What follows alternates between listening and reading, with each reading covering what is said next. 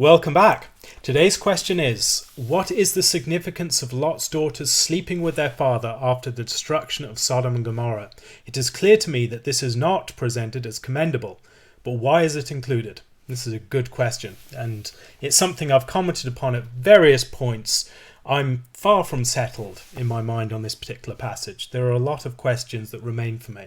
But here are some of the ways that I've knocked the problem down to size, or at least have some sort of idea of how it fits into the larger picture. First of all, we need to recognize that this story has, within itself, the story of chapter 19, it has certain symmetries. So there are things to notice. There are two feasts. There's the feast that they invite the guests into, the two guests, and they're taken into the house, and they have this feast of unleavened bread, etc. There's sexual connotations in that story there. There's two references to lying down and references to knowing in a with sexual connotations. So there's that in both sides of the story, the events in Sodom and then the events later on in the cave. The other thing to note is that there are references to the two daughters throughout. So you have the reference to the two daughters where Lot says that I have two daughters in verse 8. I have two daughters who have not known any man. Let me bring them out to you and do to them as you please. Later on, you have reference to his two daughters in verse 14. And in verse 15, take your wife and your two daughters who are here. And later on, you have a further reference in verse 30. He lived in the hills with his two daughters, for he was afraid to live in Zoar. So he lived in a cave with his two daughters. So the reference to the two daughters is throughout. There seems to be a unity within this text, that we're reminded of these two daughters on many occasions. And for that reason, it seems to be a unity. The fact that the two daughters have a focused part of the narrative later on, and part of the narrative focused upon them, would seem to make sense against the backdrop of what's happened earlier, where they've often been highlighted. There's two of these daughters, and something troubling and unsettling happens when Lot offers to give them to the mob. Now, we can debate whether they were actually there with him, and I've commented upon that before. I'm not settled in my mind on that particular question.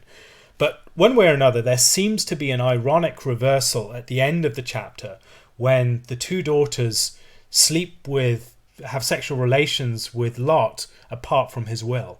So they were going to be thrown out to the mob, at least it seemed that way, and now they have relations with, the mob was going to have sexual relations with them. Now they have sexual relations with their father apart from his will. The fact that they have to get him drunk, I think, is significant here. This is something that presumably he would object to if he did have the opportunity to object. But they get him drunk and then they lie with him. Now, that unity within the text, I think, is important. It shows that the two daughters are a continuous theme throughout that particular chapter. And when we get to the end of the chapter, there is a sort of ironic reversal on what's happened earlier. What else is going on? Well, we need to read chapter 19 against the backdrop of chapter 18. In chapter 18, there are a very similar set of events. There's the event of the three visitors coming to Abraham in the heat of the day, and he's seated in the tent door. He invites them in for a meal, bows his face to the ground, runs out to them, etc., bows his face to the ground, invites them in for a meal. And then there's a great feast prepared for them. And you have a similar thing in chapter 19 when it's evening is coming and the two visiting angels come to Sodom. Lot is seated in the gate of Sodom. So in the middle of the day, heat of the day, Abraham seated in the tent door. Towards the evening, Lot seated in the gate of Sodom. So similar. There are parallels, but there's also a juxtaposition at the entrance to a particular place at a particular time of the day, and visitors arriving, bowing face to the ground, inviting them in for a meal. And all of this is playing out. Now, in chapter 18, that hospitality leads to significant events. There is the promise of a child, of fruitfulness. And Sarah is listening in the tent door. The door is important again. And so in the tent door, she listens, and they're both old. She laughs to herself, saying, "After I am worn out and my Lord is old, shall I have pleasure?" The Lord said to Abraham, "Why did Sarah laugh and say, shall I indeed bear a child now that I am old? Is anything too hard for the Lord? At the appointed time I will return to you about this time next year, and Sarah will have a son." So there is the promise of fruitfulness in the doorway. Now we have another reference to the doorway in the story of Lot. So there's a promise of a child to Abraham in the tent doorway, and that his wife will be made fruitful. At the door of the house, there's a threat to life. And it seems, for a time, that Lot's daughters might be thrown out of that he's going to be bereaved of his daughters. And whereas Abraham is given life, as it were, from the dead, he's going to have a son, Isaac. In the case of Lot, he might lose his two daughters. And so there are similarities, but there are also juxtapositions. We already see those in place, with one in the heat of the day, the other in the evening, and the tent door, the city gate. These things are juxtaposed, but they're also similar. So as we read these two passages alongside each other, and we move towards the end, are there any clues that might help us to read the story of Lot's daughters? Well, first of all, we see Lot's wife turned into a pillar of salt. If there's anything that conveys barrenness, it's being turned into a pillar of salt. Abraham's wife is made fruitful when she was formerly barren. So there is another juxtaposition there. Abraham ends up with two sons. Lot has two daughters. So there are similarities, but there are juxtaposed narratives here. So the similarities invite us to reflect upon the differences.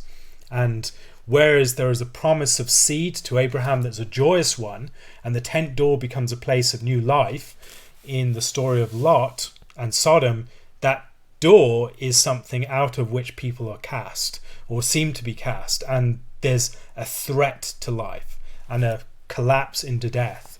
And the whole story is one of ending up in a cave. It's a tomb-like location. It's a location that is associated with death, with the grave. And that movement in that direction is, again, it's contrasted with Abraham, who's coming out of death into life. Lot is going down into death. So I think there's some helpful clues for us there. But there are other similarities with other stories. I think one of the first that might come to mind for many readers is the story of Noah.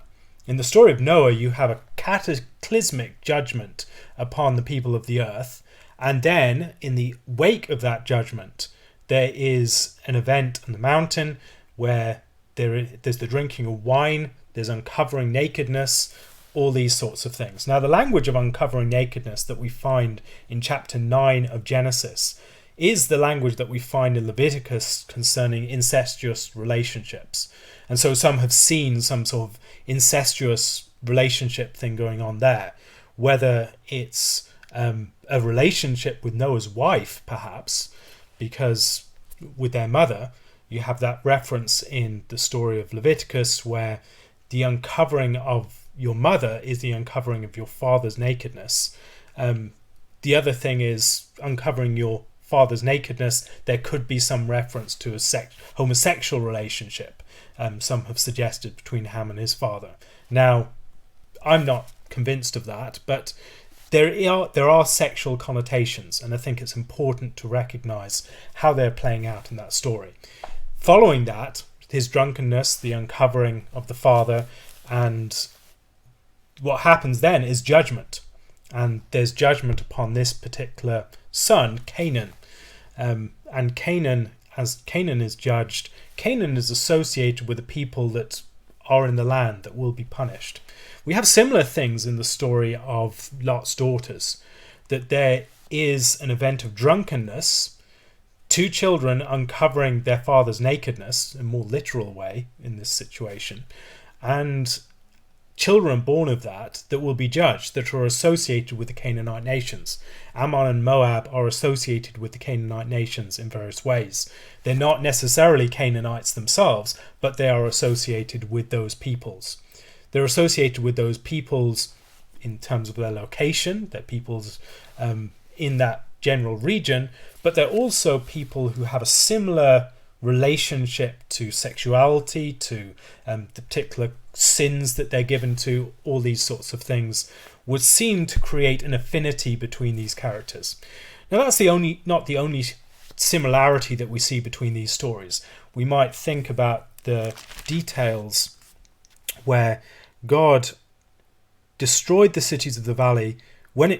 God destroyed the cities of the valley, God remembered Abraham and sent Lot out of the midst of the overthrow when he overthrew the cities in which Lot had lived. Now, God remembering someone, that is very much something that recalls the story of Noah. Throughout the story of the flood, God remembers Noah at key points. And so I think there's something similar here. A further thing that I would add is the way that you have the drinking of wine. I've mentioned that.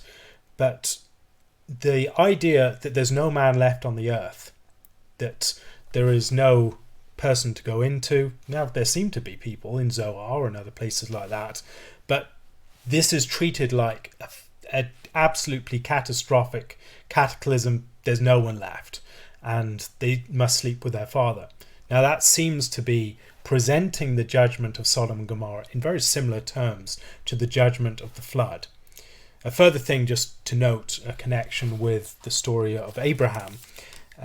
See, our father is old, and there is not a man on earth to come into us after the manner of all the earth. Our father is old. That reminds you of the statement of Sarah in the previous chapter.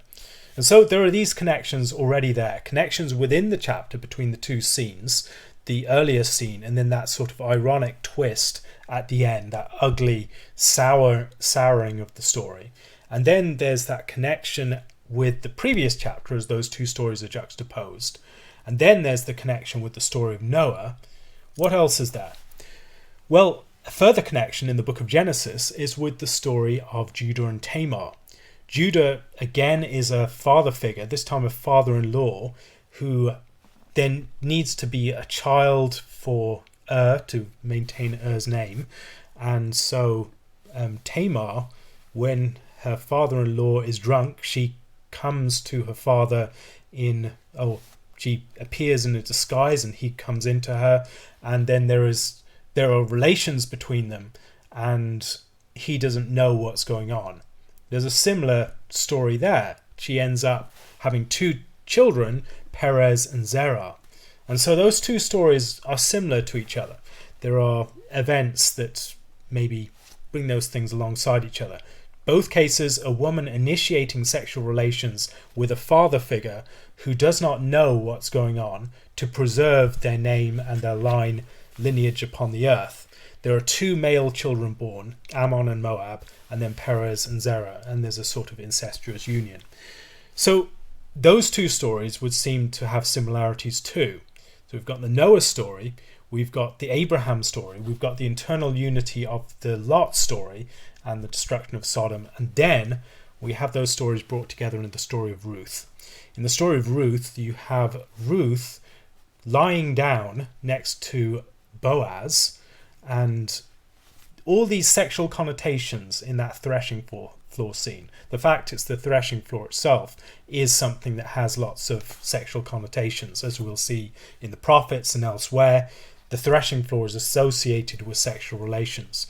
It's associated with drinking as well. Boaz he's drunk and he's refreshed and relaxed on the threshing floor, and then Ruth lies down at his feet. And there seems to be some symbolism going on there if you think about the background of Deuteronomy. And she lies down at her feet and then comes up in the morning and no one sees who she is.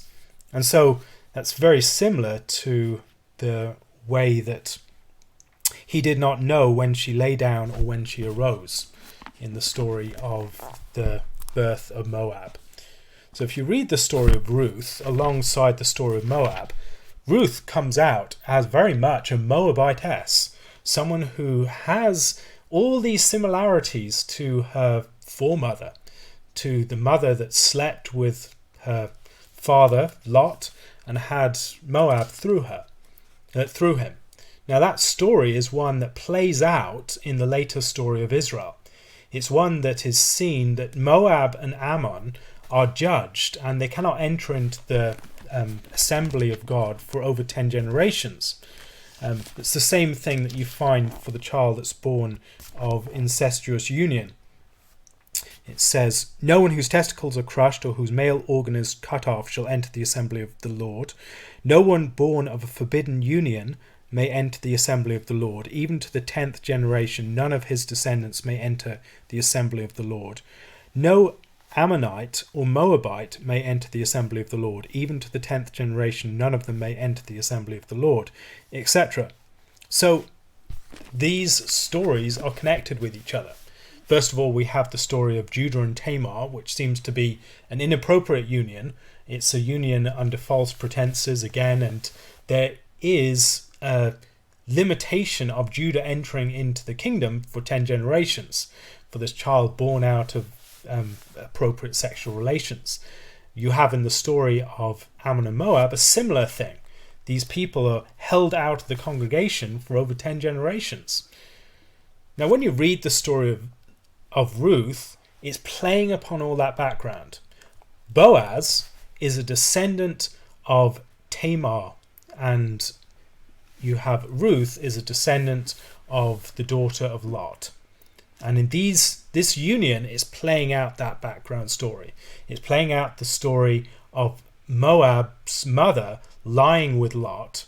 And so Ruth comes to Boaz in the middle of the night. She lies down at his feet. She uncovers his feet. Again, there are sexual connotations there too. So there's all this passage that's laden with sexual connotations, as we find in the story of Noah, as we find in the story of Lot, as we find in the story of Judah and Tamar. And all these stories are playing together. And then they meet at this point, and there's a redemptive union and a working through this event.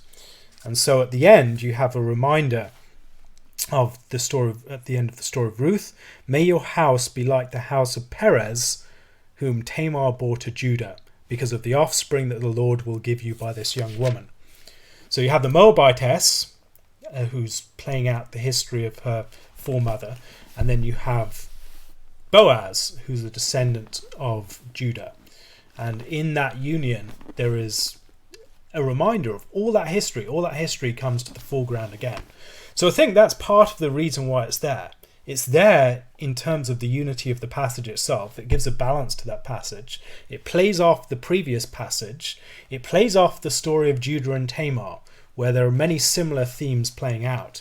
It plays off the story of Noah as well, that there is this twist in the story of Noah at the end. There's this twist in the story of Lot and Sodom. And then finally, it is something that is brought to a greater redemptive union in the story of Ruth, which of course leads into the story of David and the kingdom. I hope this is of some help. There's clearly not a complete answer to your question here, but hopefully this helps you work towards one. If you have any questions, please leave them on my Curious Cat account. If you'd like to support this and other videos and podcasts like it, please do so using my Patreon or my PayPal accounts. God bless, and thank you for listening.